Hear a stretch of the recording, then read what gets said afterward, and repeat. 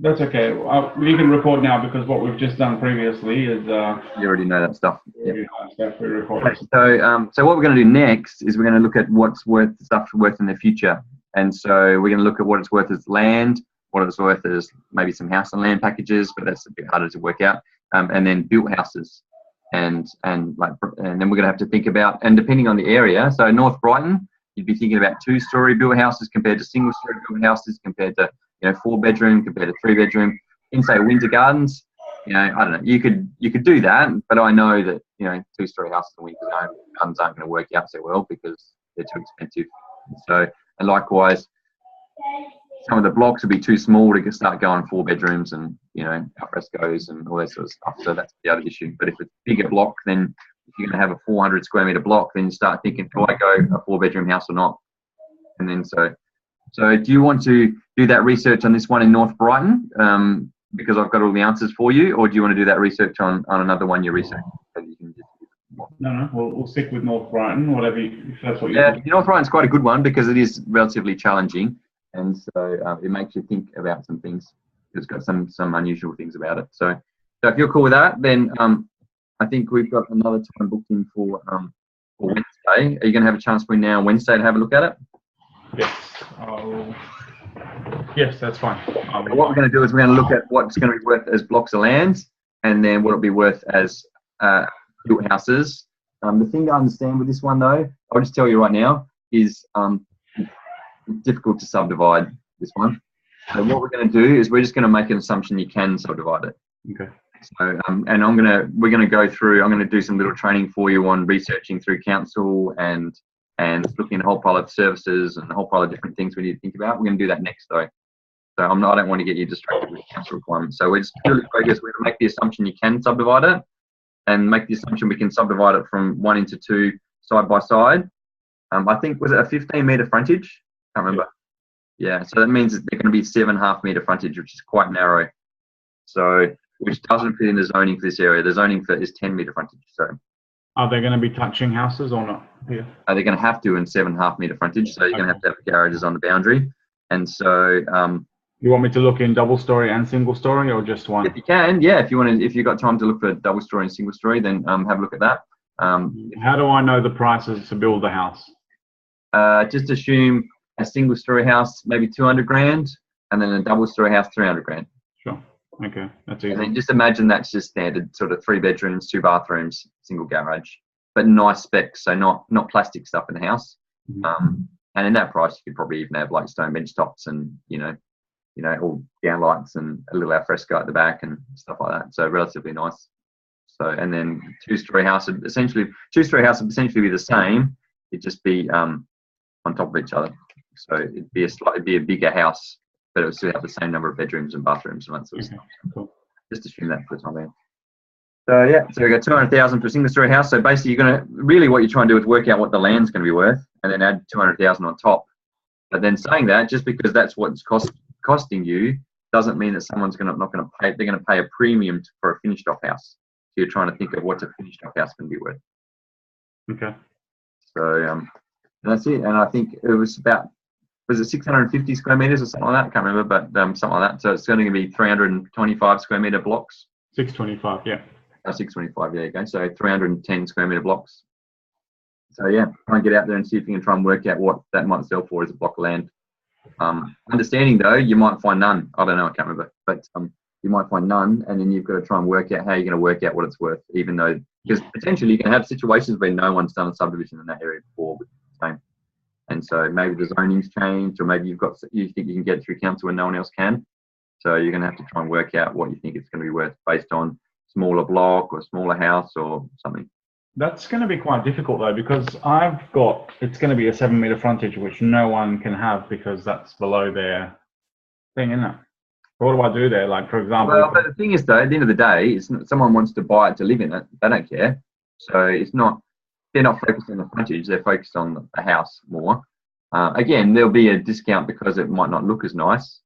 But with a 7-meter frontage, you can still get a single garage and then a room and then off the side. So you can have or maybe not actually, you'll go 3, that's why you think about the house a bit. So the garage is going to be 3 meters You can have 1.5 meters for your entry. That only really gives you 1.5 meters for a room, which isn't wide enough. So really the design of that house is going to have to be garage and then a room as you come in. So that's either going to be a living room or something. You can't really have the entry, you can't have an entry that's going to be that long. That's going to be like a 6, because the garage is 6 meters long. You're going to have a 6 meter long, 3 meter wide room, which is going to look weird. So you're sort of going to have, yeah, like have a room there, and then you're going to have to. I'm not really going to design the house. I'm just going to go by the assumption there's a. So just assume that you can fit a house on there for the time being, and then you'll start to see some other houses. Maybe they're heaps, maybe there'll be none. I don't know, but just imagine this is one we're analysing, and we think we can get it through council, even though no one else has, and just try and work out what we think it's going to be worth. At the end of the day, we've only got 2 days to get to work on it too, so you're not going to be getting too much over it. Relatively quickly, you'll start to see things, and then but you might have to go outside of North Brighton. See, maybe the next suburb over in Brighton, you can subdivide into 7 metre frontage. So then you use that as your guide, and then you have to then say, oh, well, it's worth more in North Brighton than it is Brighton because it's a better area, blah blah blah. But then you add more money on top rather than less money. No worries. No worries. You're asking. Yeah, it's fairly simple what you're asking. Like, I understand what you're asking. Whether it's simple doing it, I don't know. Yeah, exactly right.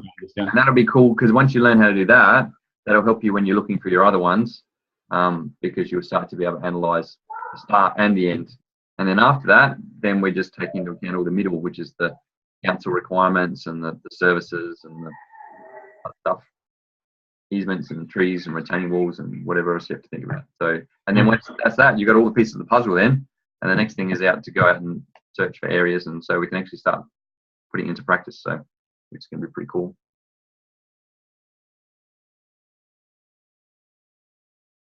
Oh, there you are. Sorry. Yeah, no, yeah, so, what do I want to ask? There's one question I wanted to ask. And you can also ask me about the other ones while we're chatting about the you're looking at one in wherever you're looking at. If you've got little questions about those ones as well, you can ask me about those ones, so they don't feel like you only have to talk about North one. Sure, for sure. You want me to go through the whole process of, say, for example, the house is. Do you want me to put a price tag on the property now? Which and then you said 520 or whatever. Yeah. And then add like subdivision costs, demolition costs. No, I don't want you. I just want you to say what's it worth at the end. So I'm not. Okay. And I'm not asking you whether it's profitable or not, and what option we should do, and what's the best options. I'm just saying what's it going to be worth at the end. You know what we should also do is we've sort of almost done that. What's it going to be worth if we renovate it? So, because obviously you can't see inside it, and when I did this analysis, I couldn't see inside either, and Isaac couldn't either.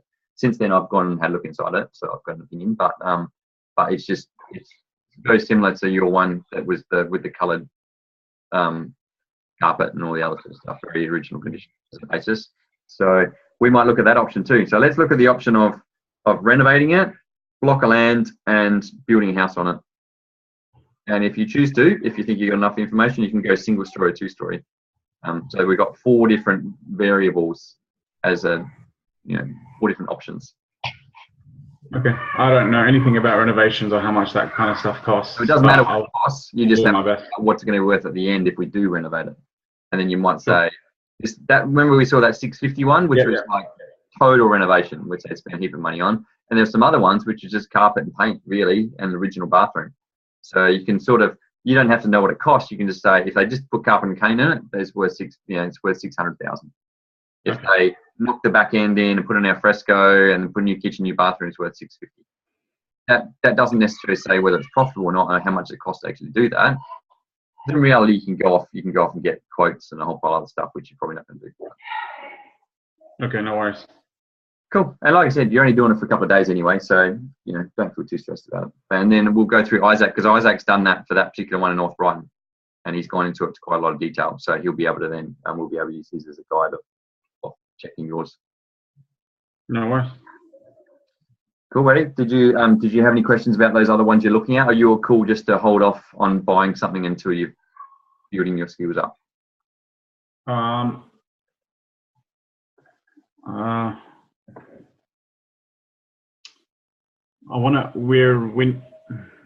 The sooner we buy something, the better. but Yep. I'm not going to buy anything without you giving me the okay.